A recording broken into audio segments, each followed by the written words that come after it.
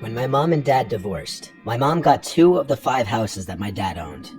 My dad owns a very successful real estate company, so we have or had places basically everywhere. I'm 23 years old, so I really just stay wherever I want, but I usually stay at one of my mom's houses now because I'm closer with her. This was one of the many weeks that my mom was at our beach house, and I was alone at the main house. I'm used to having the house to myself more often than not. The setup in the main house is a kitchen, living room, and 2 bedrooms upstairs, and then the same thing on the first floor, and then a basement. My bedroom is in the upstairs. I mainly use the kitchen and living room up there too, while my mom uses the downstairs for herself. It's a nice setup. The house has 3 entrances, a front, back, and a side entrance. The side entrance leads out to where all the garbage cans and such are. I usually go out that door when taking out the trash. Anyway, the story really begins when I started noticing a lot of my clothes were missing. I'd call my mom anytime this happened if she wasn't home, and asked if she'd moved anything out of my clothing baskets. Usually she'd say no, since we live in separate floors of the house. But even this couple of weeks that I was home alone, an extended period of time, I was noticing some of my favorite shirts were missing.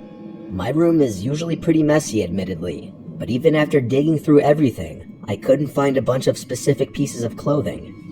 It made no sense.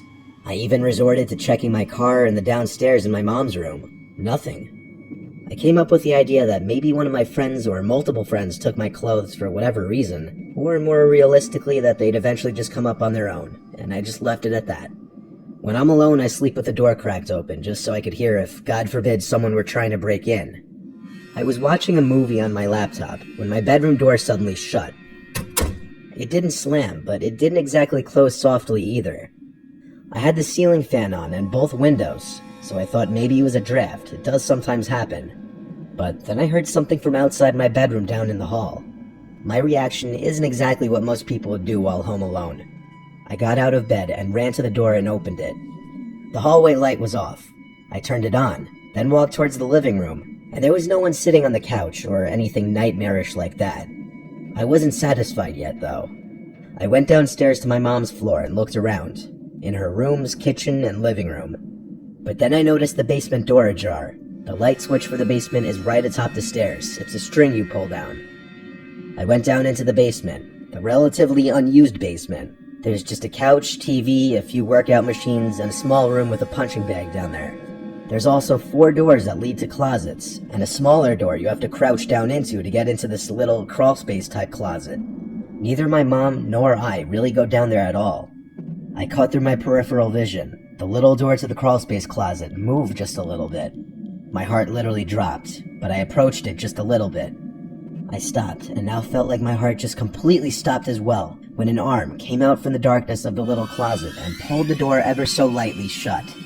I quietly but quickly went back up the stairs, wanting to run and be out of this house.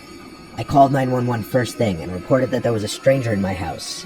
Thank God I was quiet about leaving the basement and didn't give away the fact that I saw. The police showed up with their lights on, but not their sirens. All 4 of them came down to the basement with me, and they ordered the person in the closet out. The door slowly opened, and there was a bald, 50-something-year-old man with a nose too small for his squished-looking face.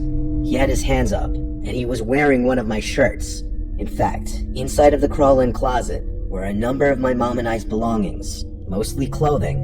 The whole closet smelled like piss, which begged the question how long he'd been there. Since there was no visible damage in the house other than piss stains, but several of our belongings were found in his possession, he was charged with 3rd-degree burglary. Somehow that's it. My mom and I obviously didn't want any of the clothes that gross creep wore back.